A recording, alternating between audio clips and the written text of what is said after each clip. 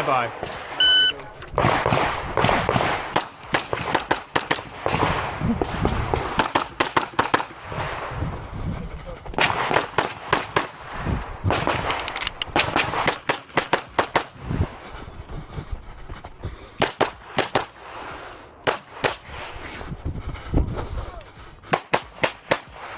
Good finish on low choke clear. Clear, hammer down. Holster. Are you ready? Stand by!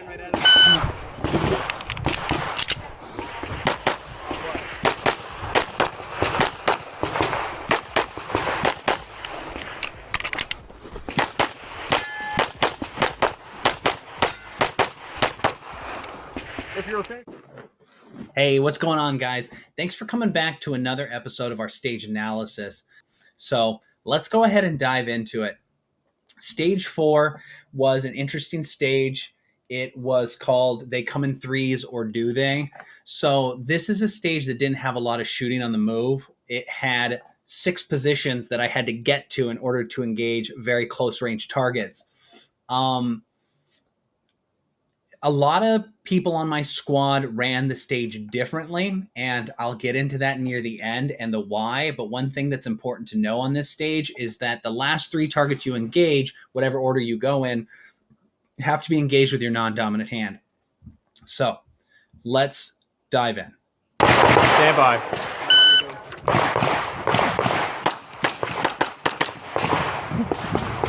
So a little bit of trigger freeze on that first position. And also, this is going to be a recurring theme throughout the whole stage, getting the gun up sooner as I'm getting into position. You can see in my shadow here that right there, that I kind of bring the gun down into a compressed ready between stages, which was not a good decision.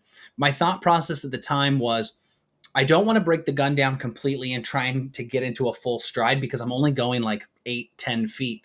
So I kind of want to have the gun ready, but I should have fully committed to that and just had the gun out in front of me. At most, maybe broken my non-dominant hand off, but kept the gun out in front of me. So that way, as I'm getting into position, the gun's already on the first target. I can just bring my support hand back up and start to engage. And I didn't do that, and I think it cost me quite a bit. So those are good transitions between those targets. I got all alphas there.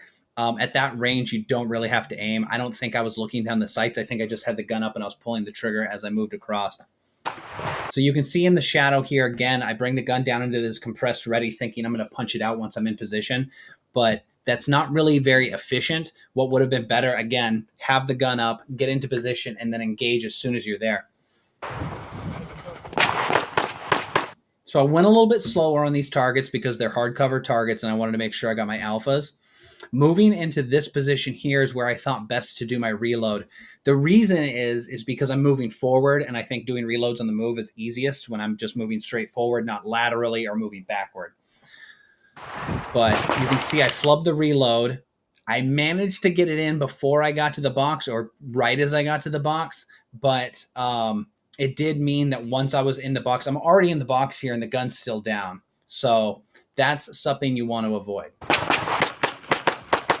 So I think I got a Charlie on that second target. Kind of looked like it, didn't it? Right in here somewhere. But the rest of these were good shots, good hits. And then coming into the third position, gun comes up too late. This transition here is pretty good, but I don't take time to get the hits from the non-dominant hand, especially on those last 2. I was just ripping it point blank thinking I'm going to get these hits because it's so close. But I don't really practice firing that fast with just my non-dominant hand. Usually when I'm shooting with a non-dominant hand only or weak hand only, it's on a classifier and I'm really trying to get my hits on those. So I kind of just trusted that I would get those hits and it did not pay off. And you can see that the recoil is really just kind of throwing me all over the place because I'm just not used to it. So that's something I'm going to be training for next year in the rare event that this kind of situation might come up again. But also, it's just good to be really proficient with your non-dominant hand. So when I said people ran it differently than me on my squad, what I mean is they didn't go to this position last like I did, and it's because they didn't want to have to transition to their non-dominant hand and then run with the gun in their non-dominant hand. So here, I have 3 targets. The last position only has 2. I have to engage this target and then keep the gun in my non-dominant hand and then bring it up over here. And I think a lot of people were uncomfortable with that, so they didn't do that. I actually think it played out to my favor. If I had gotten better hits here and taken my time on those 2 targets, I think that would have been crispy. It's just not how it played out. So let me know in the comments about what you think stage 4, how I did. What did you think of the stage design?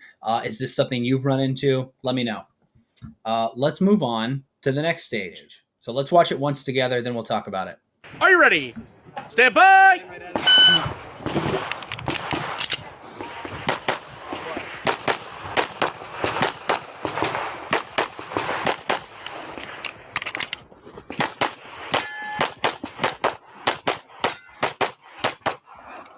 If you're okay. Okay. So this is an interesting stage. Hands above heads, facing up range with the gun and first magazine on the table. I do not practice getting the gun off the table and inserting a magazine often enough on my own time. And I usually just kind of use level 1 matches for that. That's something I need to work on going forward. Are As you you ready? can see, Stand right off the by! bat, my turn is good. I get really slowed down here, getting the gun up and running. I definitely need to be faster at that.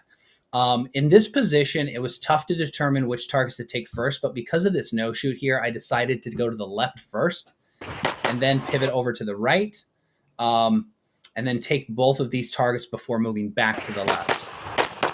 So I moved up. I decided to take the third because I've already got it in view, and that only leaves 1 target, 2 targets here on the left. So I feel like my turn, you can see in the video down here, my turn into this position definitely could have been faster. That was just me being sluggish and not wanting to overshoot the target. But I really should have just ripped it around and then got set back up. Let me know what you think, if that assessment is accurate or not. But then I engaged these 2 targets, move for my reload to get into position. I liked my reload there. I thought it was fairly crispy. I was able to, do it effectively while moving. I didn't flub it or anything. I did kind of have to wiggle that first mag out of the gun a little bit. But then I've got the gun up, and from here, I just work my way right to left. And I like that I kept moving, kept the gun up the entire time, didn't bring the gun down to reacquire a target. I just moved across while keeping a flow to it. And that I thought was probably the best part of this stage. So I ended up having 22 alphas and 4 Charlies, and I came in 8th. So yeah. What do you guys think? Let me know in the comments. Are you ready? I thought this was Stand a pretty by! good stage. Work on getting that gun up and running sooner. Maybe be a little faster on that turn there.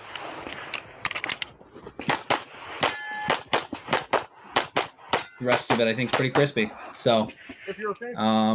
yeah. Okay, guys, if you've hung around this long, I just want to say one thing. First, little announcement.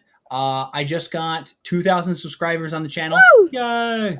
And I'm pretty excited about that. But I will say that most of those subscribers are probably watching my shorts. And there's like a dedicated few of you that are coming and watching these stage analysis videos.